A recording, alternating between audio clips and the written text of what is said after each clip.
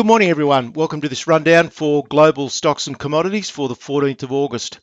And this week's titled Opportunities Everywhere. And I'm more bullish on the opportunities in the market right now and for the next few years than I've ever been. And I want to explain in detail in this video just why that is. Now, that doesn't mean that I'm bullish across the whole stock market, because I'm absolutely not. I think both in Australia and in America, there are some stocks that are wildly overvalued and I think are probably just an accident waiting to happen. However, there are some fabulous opportunities and will continue to be for some period of time. So let's get into the detail of it. Now, as you're aware, I'm sure you're reading plenty of things that are negative. People are calling for the end to the bull market. Those calls are getting louder. All the usual suspects are popping out of the woodwork. And the higher the market goes, the more and more they're claiming or scrambling to try and claim the next top in the market. But look, they've been around since the GFC, basically. And look what's happened since then. The US stock market has trebled since the GFC, and a lot of the doom and gloom predictions just haven't come about.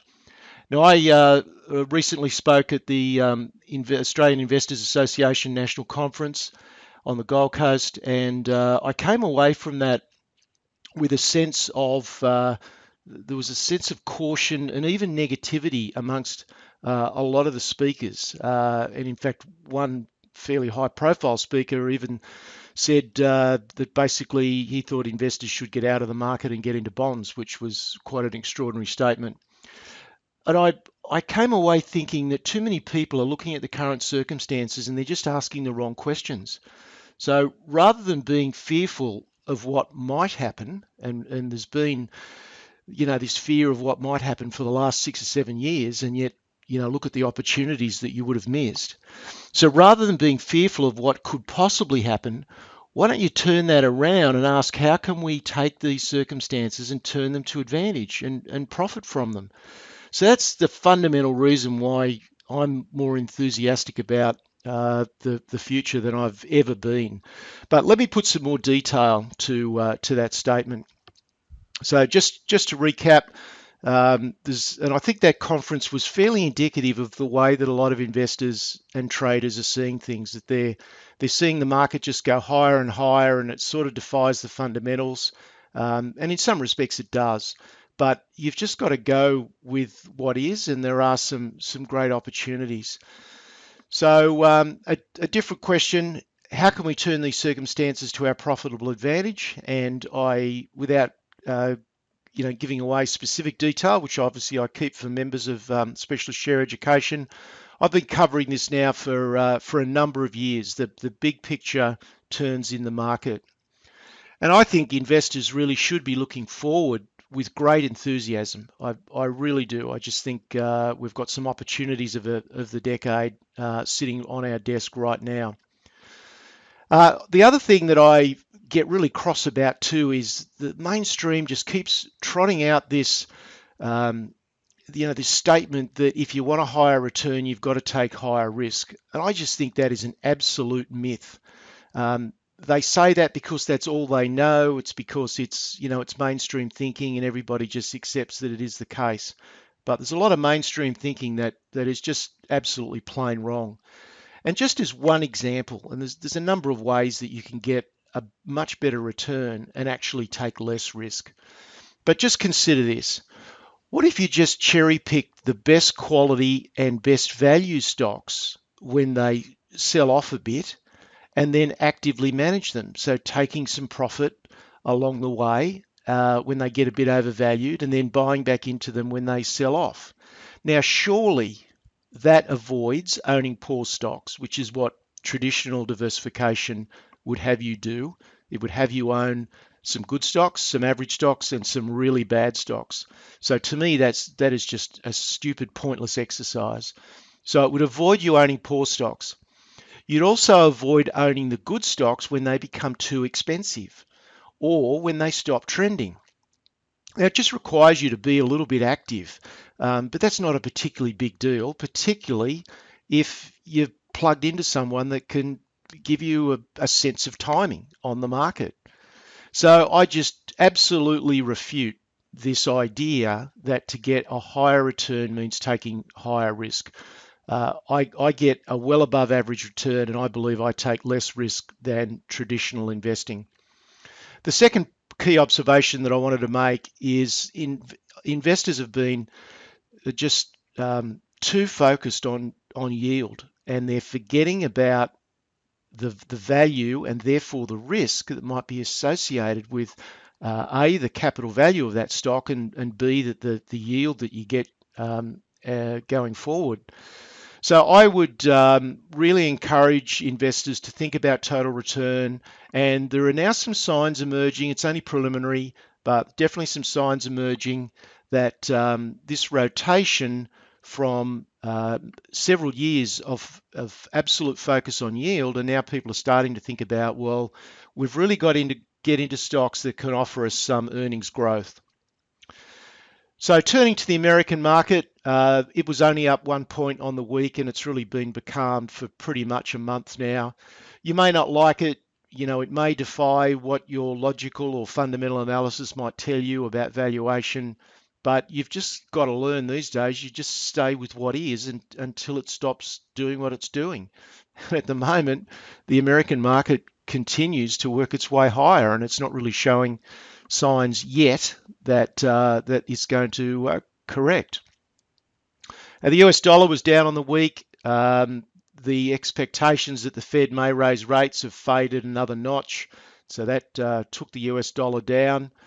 The VIX remains, the fear index remains at really complacent levels, and I still expect a volatility breakout.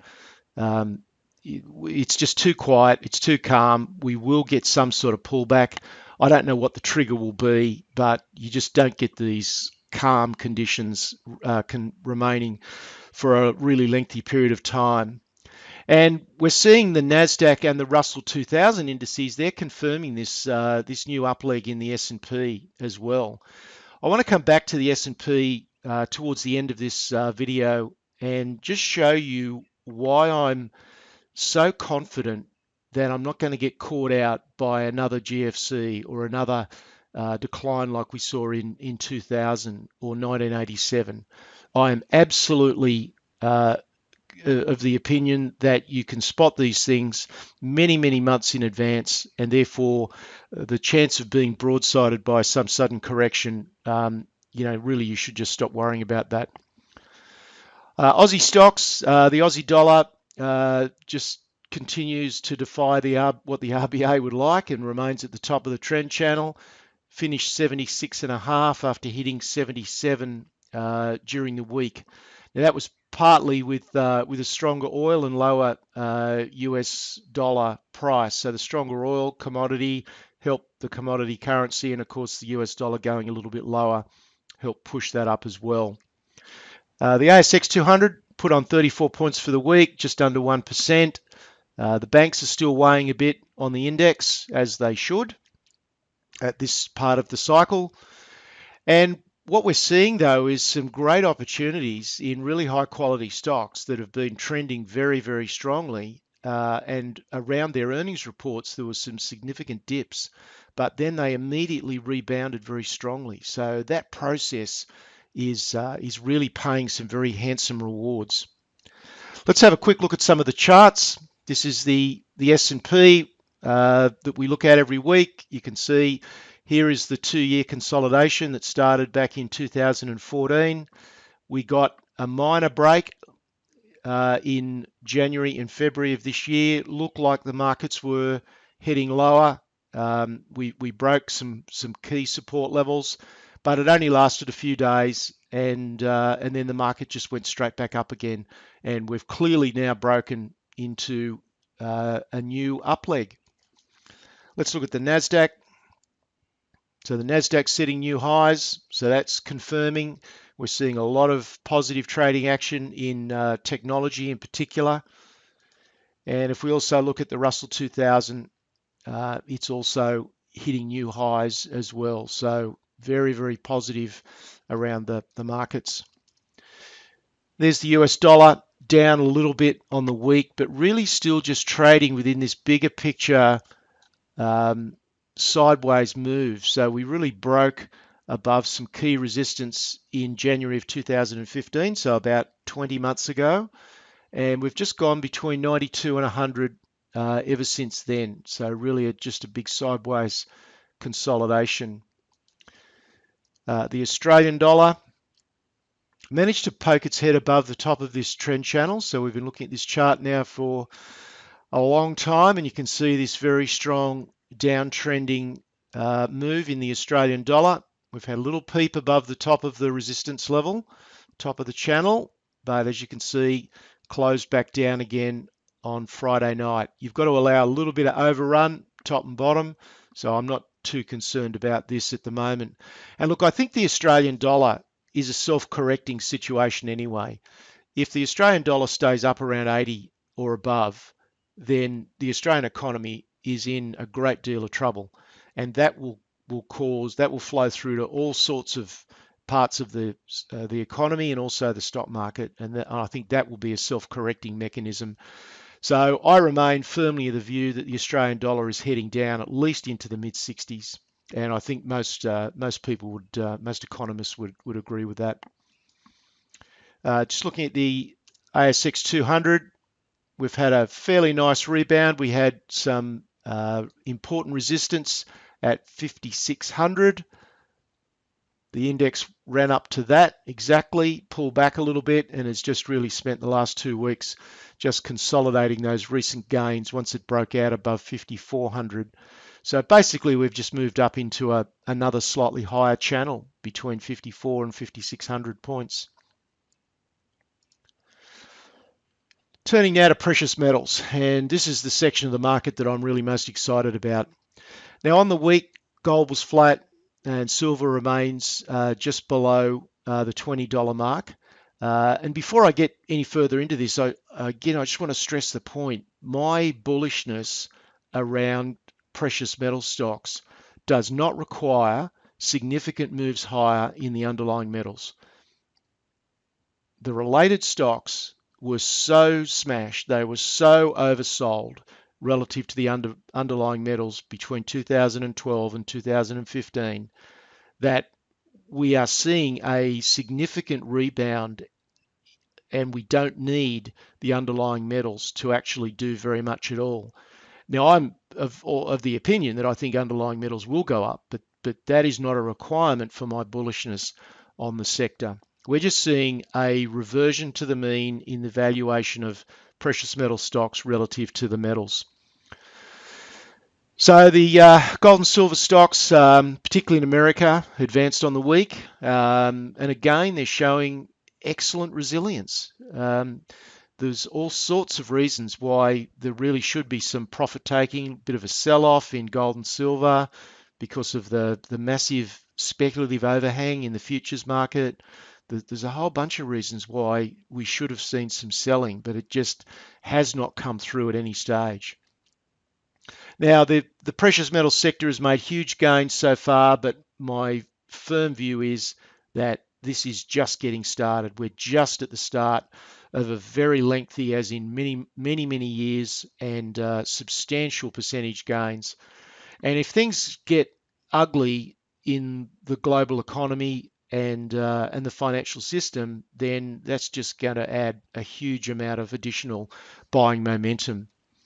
There's been gains of around 180% since January in the main gold stock indices, but despite that huge gain, and a lot of people look at that with nervousness and think they've missed the boat, but they are still heavily undervalued, and I think there's still very substantial gains to come.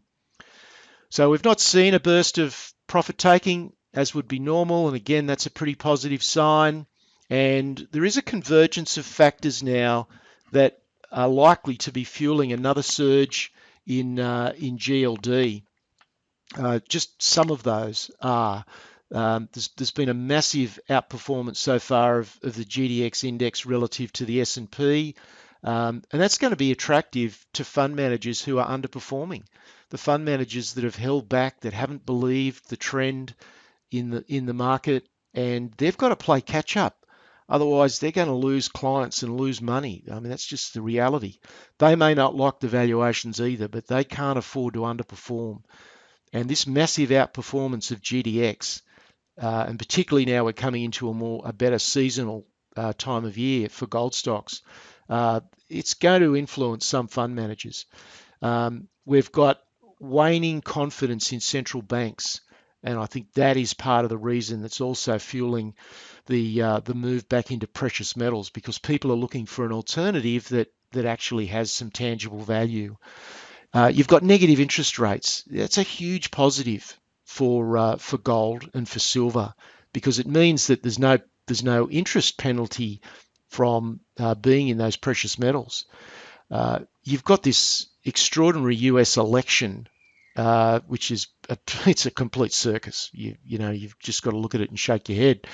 But the outcomes, I don't think either outcomes, whether it's Clinton or Trump, are attractive to anybody particularly, and I don't think people see them as good for the US economy. So I think that is a positive for gold. Um, and then, of course, you've got just this mean reversion of the value of gold stocks relative to the gold itself, so the GDX to gold ratio, and we'll look at that in just a minute. And then, of course, finally, what if gold advances to new highs? What if the financial system circumstances are such that gold goes back to $2,000 an ounce and above? And I think there's every chance that that could happen. So, what if all those things happen? What's it going to do to the value of gold stocks? However, having said all that, and I am enormously positive and bullish around precious metals, just be aware of the volatility. There will be bursts of selling. It only takes a trigger. In the futures market, you've got such extreme leverage that once you get a little bit of selling started, it's going to force a lot more people into selling. So the volatility will be significant. So you really need to know what you're doing in this market. But the opportunities are just tremendous. So let's have a look at that section of the market. We'll look first of all at silver. And you can see there we've broken above a very key long-term resistance. So this long-term support and resistance line goes back a long time, goes back before the GFC, and we've just started to break out above it now. We've consolidated that breakout, and yeah, it's looking pretty positive. This is gold on a daily chart, also clearly now into a renewed uptrend, but we're consolidating over the last month, and that's a little bit longer term view, looking at gold on a weekly basis. Now let's look at GDX, so the Gold Miners Index, and we're just seeing continual signs of strength all the way through here. This was the first sign of strength here when we broke. We consolidated in a base here, and we formed a higher high for the first time. So there was the first sign of strength. And then the second sign of strength was the fact that we really failed to get a pullback to the breakout, which would be normal. It just went sideways instead of down, and then it just kept going. And here are the subsequent signs of strength, gaps that that just kept being built upon. Now we're now at another key resistance level, so it'll be interesting to see what happens around here, but looking very positive. So that's GDX. Now let's just look at this this spread between the value of GDX and the divided by the price of gold in US dollars. The long-term average, depending on what time frame you look at, is somewhere between 0.45 and 0.5.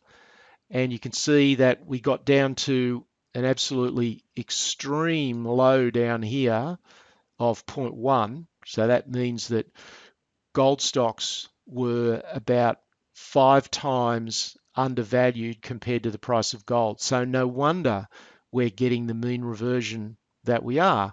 But we're only at 0.21 now. We've still got quite a way to go. So we can get another double or possibly even a triple without the price of gold moving.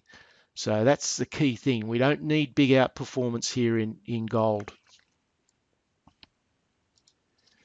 Turning now to other commodities, copper was steady at 215. It's really just flicking around with the US dollar.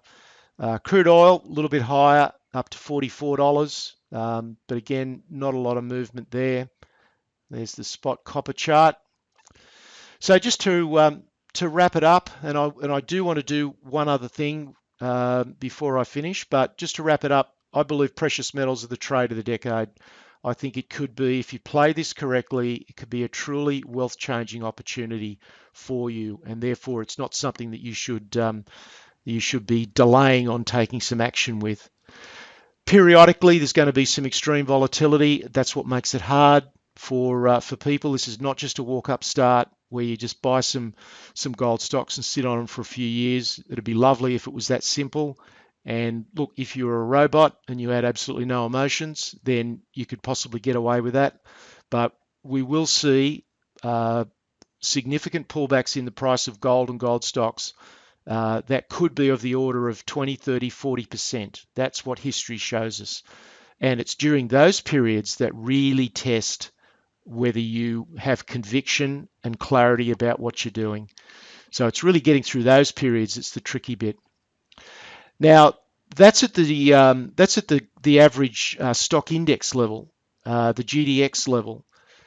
Individual stocks are already doubling or trebling what the GDX is doing. So GDX is up 180%, but there are individual stocks that are up 500 or 600% in that same period of time. So there's opportunity to go beyond just buying an ETF. Now, in general, I think investors should be really fired up about the opportunities that are out there and will continue to unfold. However, the reality is, and this is the essence of what I talked about at the investors conference, the reality is that the weak link in the process is us. You know, there was some fabulous speakers at the conference, some really high profile speakers, and they all had strategies that were, you know, really good and really interesting, and I'm sure had a lot of validity. But the breakdown point is the investor or trader's ability to take that strategy and to take that information and actually implement it in the market. And that's where it's always going to break down. So therefore, my overwhelming view is that the vast majority of investors really should find someone to work with, because to try and do this on your own, it's going to be very difficult to shut out the media and to shut out what you think about what the market should be doing. So that's really, really important. And the opportunities that are coming at us are just too good to pass up. So I really encourage you very strongly to take some action and do it in the best possible fashion. And the final thing I want to say before I just go through an exercise with the S&P, I've done this several times before for members, but I just think it's so important because so many people worry about the next big correction. And I know some people that have largely been out of the market since 2009 because they were worried about the next big correction. Just think what that has cost them. So stop worrying about the next big correction, because there is absolutely no need to do so. You can spot the next correction coming a long way off. They're very obvious, and you just need to simply step out of the way, or alternatively, hedge if you then retain a core position, a core investment holding, then just hedge it, or actually short sell the market. You know, there's many things that you can do. You don't have to just stand there and get broadsided by a big correction in the market. And I mean, I'm as convinced as the next person that there will be a big correction, but you can avoid it. So let me just go through what I've done a number of times before, but I just want to, because this is really important, I believe. So let's have a look at the S&P index, and I'll just initially go back to 2000. So I want to look at the two times when the market has most recently sold off heavily into major bear markets. So this is the period straddling 1998 to 2002. The red line is the 200-day moving average. It's just a simple moving average. And what I look for is a change in character. So I look for where the market starts to break down below the 200-day moving average. But that only puts me on notice, because you can see here in 1998, we had a break. We had a double bottom formed here, but the moving average was still heading up. So that was a warning sign. But it wasn't a sign for us to take action, because what I look for is a break of these lows. So those lows weren't broken. The moving average was still heading higher. We got another little break in 1999. So that then established, that was what I was looking for, a break of those lows there. But it didn't happen. The market kept grinding higher. And it wasn't until we got up here, so each time I raise this key support level, which is my indicator to get out of the market, or to at least reverse my positioning in the market. So what I want to see is a break of these lows, and we'll find that when that occurs, that the moving average is also rolled over and the index price is below the moving average. So here was the second warning point here in October of 2000, where we temporarily broke the lows. The moving average had rolled over at this stage, so that was a change of character. This was different to here and to here and to here. And then, of course, we then went into the 2000 decline. Very, very easy to spot. The majority of the decline didn't start to unfold until we really got through here to February 2001. Now, this method, it doesn't get you out at the top. There's no way that you can do that, but it does protect you from the majority of the decline. And frankly, the last time that you should have bought in would have been here, so buying a significant dip in an uptrend. So therefore, the last time you should have been buying into the market would have been here, possibly here. But this technique would have you getting out with pretty much break even at absolute worst case scenario. Let's come forward to the GFC. Let's come forward to 2008. There's the 200-day moving average. Clearly, we're in strong uptrend. Here's our first significant break of that moving average and that uptrend. So there's the first warning sign, which occurred in August of 2007. But the moving average still rising at this stage. We're looking for a break of these lows. We had another decline in November. We didn't break the lows. But we then got a decline in January of 2008, and that broke the lows. The 150-day is starting to flatten out and roll over. The price is below it. There's your signal right there. January 2008, very, very clear that you should be taking some action to step out of the way of the market. Now, the market mucked around for a while. Bernanke came out and, not Bernanke, Greenspan came out and lied about the state of the US financial market. So markets did manage to rebound, but then they all fell apart from around May onwards. But you had basically clear warning signs and clear indications in January of 2008. Let's wind forward to today and see what today looks like. Here's the moving average heading up strongly. Here's our first warning shot in October of 2014. So we're looking for a break of the lows. Didn't happen. We formed higher highs and higher lows. Here's the next major break. The moving average now starting to roll over. We're looking for a break of these lows. So this was August and September of 2015. The market managed to rally back up again. So we're looking for a break of these lows. This is when it occurred, right here, January of 2016. We got a very minor break, and then we got another minor break in February. And at that stage, I advised members to take some appropriate action to reduce their exposure to the long side, to start to do a bit of short selling through inverse ETFs. And so we did respond to that. Now, as it turned out, that wasn't necessary, but we didn't take a big action at that stage. We just moved our portfolio balance to a degree. The market then had other ideas and has rallied back, and we've gone back to a fully long positioning in the market. So all you are doing is not try to predict or second guess the market. You are just responding to what it is that the market is showing you.